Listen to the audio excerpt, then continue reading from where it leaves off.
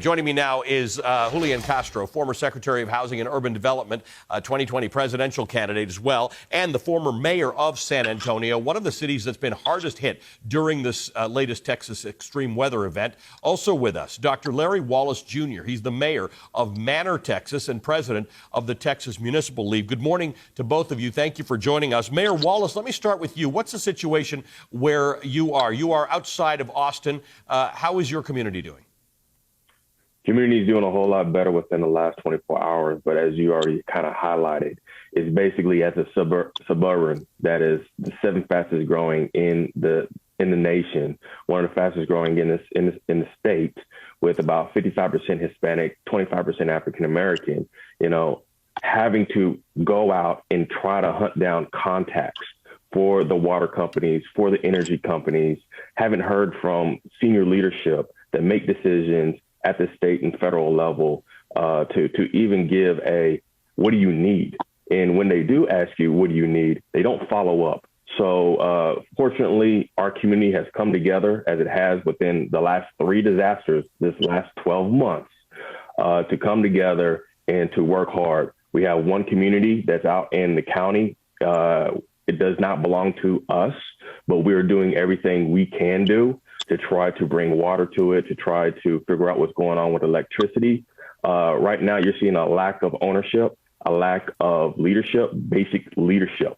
And you're seeing a lot of blaming and pointing fingers versus trying to figure it out.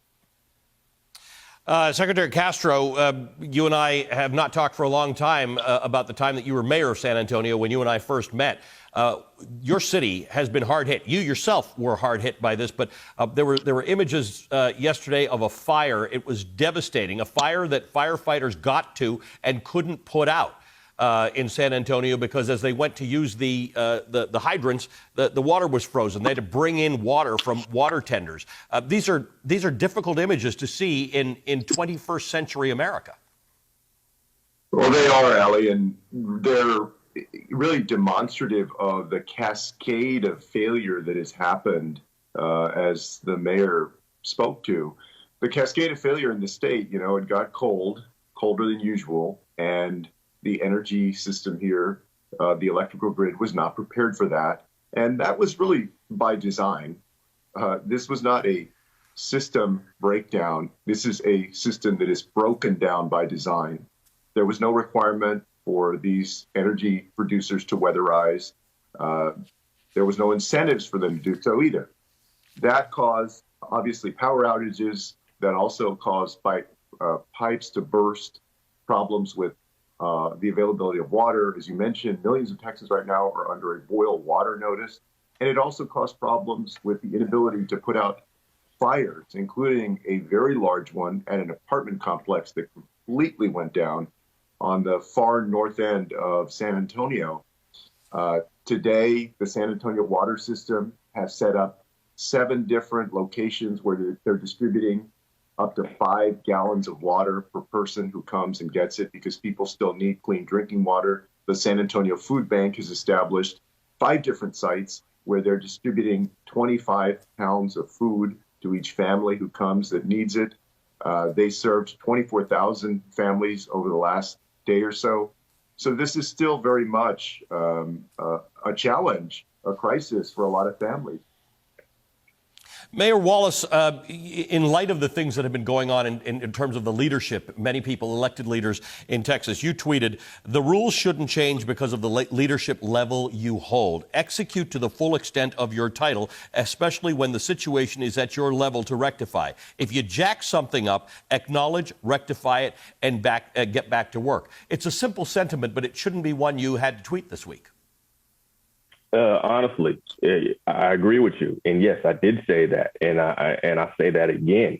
I've seen that we're going now almost a week in, and the only people that are really boots on ground down here fighting the efforts are the informal community leaders and those that are elected like myself and my council that are going above and beyond to help in areas that we don't even oversee. We don't even have authorization for. We don't even receive tax funds or any type of funding to provide support for.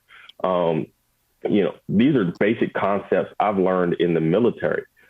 is that you have a role, you have a responsibility.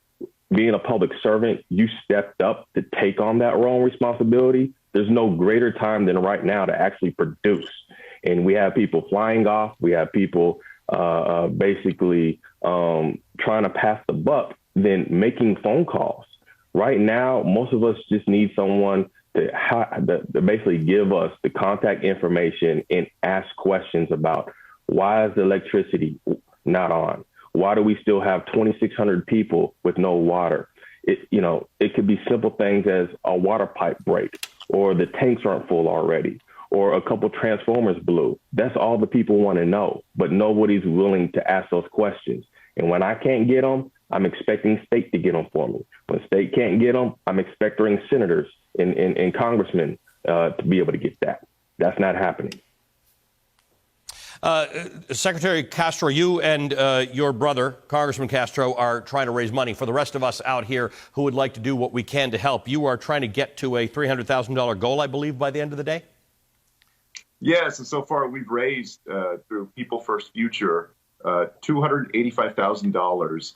Oh, wow. That will go $285,000 that will go directly to Feeding Texas, which is the main organization that provides resources to food banks across the state, more than 20 food banks. Encourage folks to go to peoplefirstfuture.com or feedingtexas.org and give to Texans who right now are in a real time of need. And, as the mayor said, we do have a lot of people who in their private lives, as nonprofit leaders, community leaders, they are stepping up. I'm very proud of the spirit of community that I've seen over these last few days, because while people like Senator Ted Cruz and Governor Abbott have failed the state, a lot of folks out there in their everyday lives have been heroes, and we need to celebrate them. If you are $285,000, you're looking to get to $300,000. I suspect my viewers will help you get there within the hour.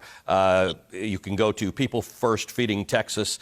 And what was the other website you said, Secretary? It's peoplefirstfuture.com or feedingtexas.org, I believe. Okay, we'll tweet that out as well to our viewers. Thank you for that. Julian Castro is a former HUD secretary. Dr. Larry Wallace Jr. is the mayor of Manor, Texas. To both of you, our thoughts are with you, and we'll follow this through till the end. Thank you, gentlemen.